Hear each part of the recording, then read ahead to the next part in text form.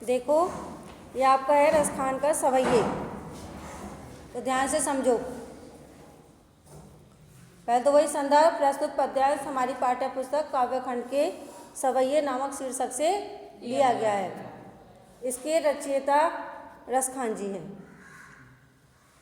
आगे देखो, वही प्रसंग लिखोगे, इसमें भक्त भगवान से प्रार्थना कर रहा है अगले जन्म के बारे में। कठिन शब्दार्थ जो मैं बताऊंगी वही लिखोगे, उसके बाद व्याख्या देखो आप। मानुष होतौ वही रसखान, बसौ ब्रज गोकुल गाँव के ग्वारन। जो पशु होतो कहा बस मेरो, चरौ नित नंद की धेनु मजारन।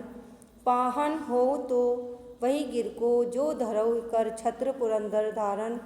जो खग हो तो बसेरो करौ, मिली कालिंदी कूल कदम की डारन। रसखान जी कहते हैं कि प्रभु से मनुष्य प्रार्थना कर रहा है कि यदि मुझे मनुष्य का जन्म मिले, यानी कि भक्त भगवान से प्रार्थना कर रहा है कि यदि मुझे मनुष्य का जन्म मिले तो मैं वही ब्रज और गोकुल के गांव में ग्वालनों के बीच निवास करूं, जिससे कृष्ण भगवान मेरे साथ साक्षात रूप में रहें।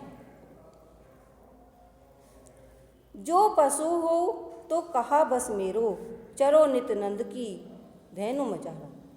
और यदि मुझे पशु का जन्म मिले, यदि मुझे पशु का जन्म मिले तो नंद बाबा की गांव के बीच में निवास करूं। यानी कि इसमें मेरा कोई बस तो है नहीं, बस मैं तो प्रार्थना कर रहा हूँ कि मैं जैसे कृष्ण भगवान का संपर्क मेरे साथ में रहे, उन्हीं के मैं साथ रहूं।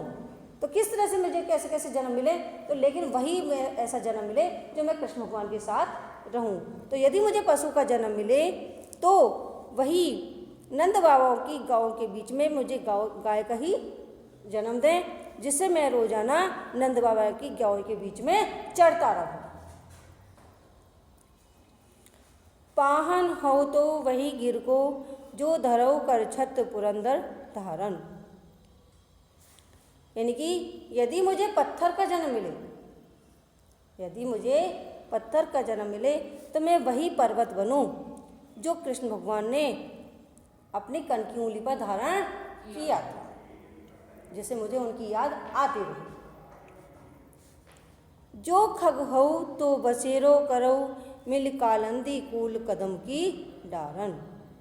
और यदि मुझे पक्षी का जन्म मिले तो उसी कदम की डाल यदि मुझे पक्षी का जन्म मिले तो मैं वहीं बसेरा बनाऊं जहाँ पर यमुना के किनारे पर कृष्ण भगवान कदम की डाल पर बैठते थे, जिससे उनकी मुझे आभास होता रहे, मुझे भगवान का साथ मिलता।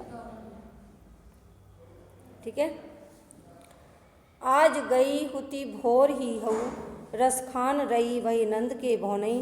बाको जियो जुग लाख करोड़, जसोमती को सुख जात कहो नहीं। तेल लगाई लगाई के अंजन, भोई बनाई बनाई ठिठोनई। डारी हमेलन हार ही निहारत, वारत ज्यों पुचकारत छोनई। रसखान जी कहते हैं कि गोपियाँ आपस में बात कर रही हैं कि हे सखी, मैं आज भौने माने सुबह होते ही, भौर माने सुबह होते ही नंद बाबा के भौने माने भवन में, नंद बाबा के भवन में गई थी। आज मैं सुबह होते ही नंद बाबा के घर या भवन में गई थी। वहाँ क्या देखा कि मैंने कृष्ण भगवान को देखा। वाको जियो जुग लाख करोड़, यशोमती को सुख जात कहो नहीं।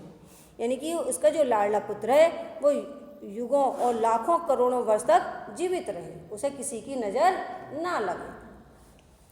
और यशोदा मैया का सुख के बारे में कुछ वर्णन नहीं किया जाता। उसके उनका तो सुख अपार है, क्योंकि कृष्ण भगवान जैसा पुत्र उन्हें मिला, तो उनके सुख के बारे में तो कुछ कहा ही नहीं जा सकता। और क्या करती हैं वो यशोदा मैया?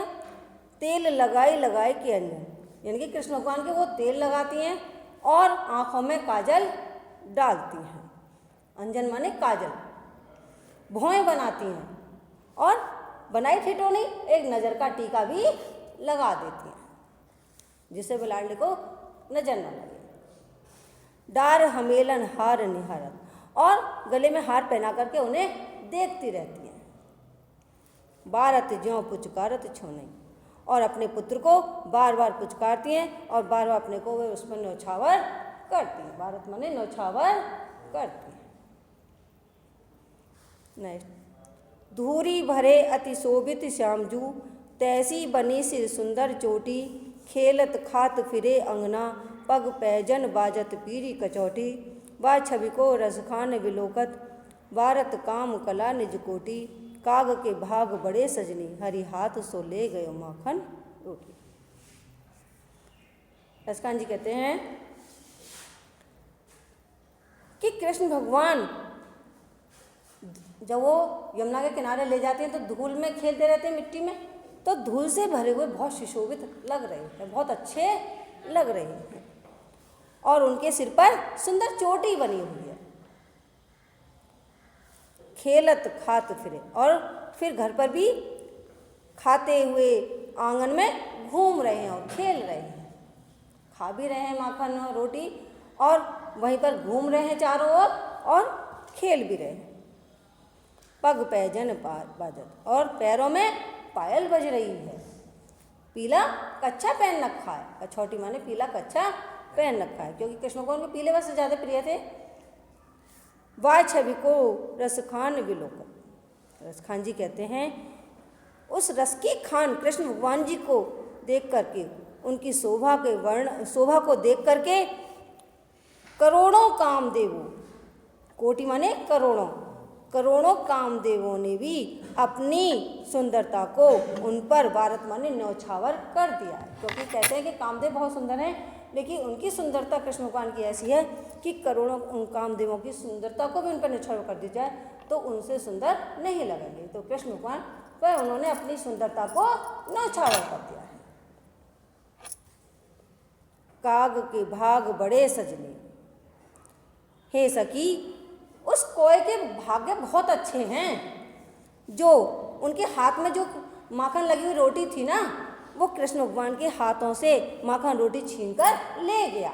तो उस कोय के तो भाग्य और नसीब बहुत अच्छे हैं जो कृष्ण भगवान का उन्हें स्पर्श मिला।